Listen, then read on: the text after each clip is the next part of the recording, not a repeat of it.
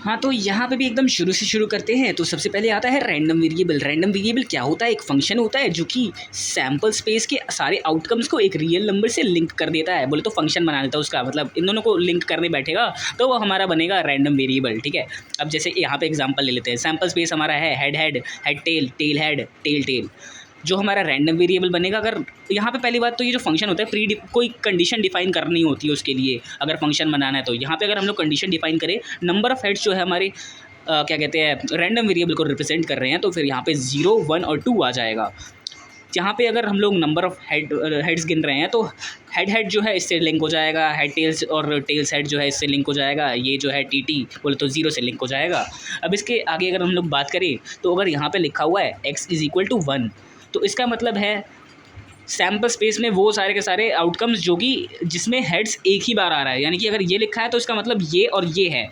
अगर लिखा हुआ है 1 से छोटी कोई रैंडम वेरिएबल की वो बन रहा है तो फिर उसका मतलब ये है, क्योंकि इसके अंदर 1 से छोटा बोले तो 0 है यहाँ पे नंबर ऑफ हेड्स। यहाँ पे एग्जैक्टली 2 बोला है तो यहाँ पे ये मतलब बन रहा है इसका। अब इसके आगे अगर हम लोग प्रोबेबिलिटी लगा दे तो फिर वो यहाँ पे बन जाएगा हमारा PMF। ठीक है, अब देख दो तरीके के होते हैं रैंडम वेरिएबल, डिस्क्रीट और कंटीन्यूअस। डिस्क्रीट जो होता है काउंटेबल फाइनाइट आउटकम्स लेता है, बोले तो एकदम गिनने वाले नंबर्स, और उसको हम लोग गिन सकते हैं, काउंटेबल होते हैं। ठीक है, कंटीन्यूअस जो होता है वो इन्फिनिट अनकाउंटेबल, कोई इंटरवल के बीच में कोई नंबर दे देगा, यानी कि बहुत सारी पॉसिबिलिटीज़ बन जाएंगी, एकदम गिनना नहीं जा सकता उसको। हम लोग पॉइंट में बहुत सारे डेसिमल के बाद कोई भी उसके अंदर वेरिएशंस बना सकते हैं, इस वजह से उनको हम लोग इनफाइनाइट कहते हैं।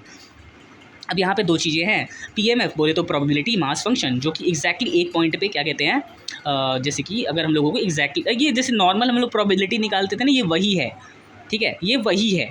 यहाँ पे हम लोग बस अगर यहाँ पे ऐसा कुछ लिख रहे हैं, जैसे कि यहाँ पे अगर हम लोग x=1 यहाँ पे लिख रहे हैं, तो यहाँ पे हम लोग x=1 का मतलब इन दोनों की प्रोबेबिलिटी निकाल रहे हैं, जो कि हमारी 1/2 होगी। ठीक है, अब इसके आगे हम लोग बात करें क्यूमुलेटिव डिस्ट्रीब्यूशन फंक्शन की, तो वहाँ पे हम लोग जिस पॉइंट पे मतलब probability till that specific point, यानी कि यहाँ पे अगर मान के चले लिखा हुआ है कि मतलब यहाँ पे अगर हम लोग यहाँ पे 2 लिख दे, एंड अगर यहाँ पे अभी भी ये उसकी बात कर रहे हैं यहाँ पे हेड्स की, तो =1 हो जाएगा, क्योंकि ये मतलब 2 से छोटे, मतलब 2, 1 और 0 तीनों को गिनेगा, एंड इन तीनों की प्रोबेबिलिटी का सम तुझे पता ही होगा 1 के बराबर होता है, एंड तुझे शायद ये पता ही होगा, बताने की भी ज़रूरत नहीं है। खैर इसके आगे देखते हैं। तो डिस्क्रीट के अंदर सबसे पहला आता है बर्नौलीज़ ट्रायल, जिसके अंदर सिर्फ 2 तरीके की, मतलब वो वाले टाइप ऑफ एक्सपेरिमेंट जिसके अंदर हम लोग अगर आउटकम्स को या तो सक्सेस या तो फेलियर में काउंट कर सकते हैं, यानी कि सिर्फ 2 तरीके के ही आउटकम्स हो सकते हैं, तो उसको हम लोग बर्नौलीज़ ट्रायल कहते हैं। इसके अंदर जो है अगर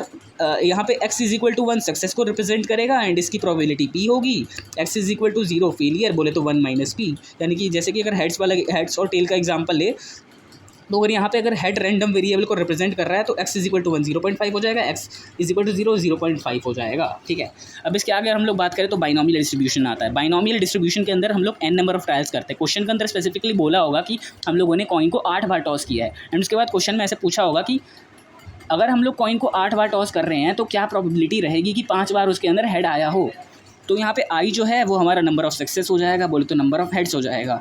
अब उसके बाद हम लोग 8 में से 5 कितनी बार वो मतलब कितने कॉम्बिनेशन बना सकते हैं, यहाँ पे कॉम्बिनेशन का फॉर्मूला लग जाएगा।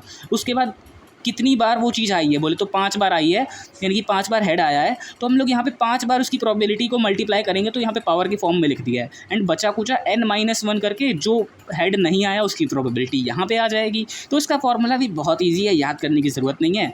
एंड अगर एक्सपेक्टेशन का अगर तुम लोग हिसाब बिठाने जाओगे तो एक्सपेक्टेशन का मतलब होता है weighted average of the outcomes. एक सेकंड, किसी का कॉल आ रहा है।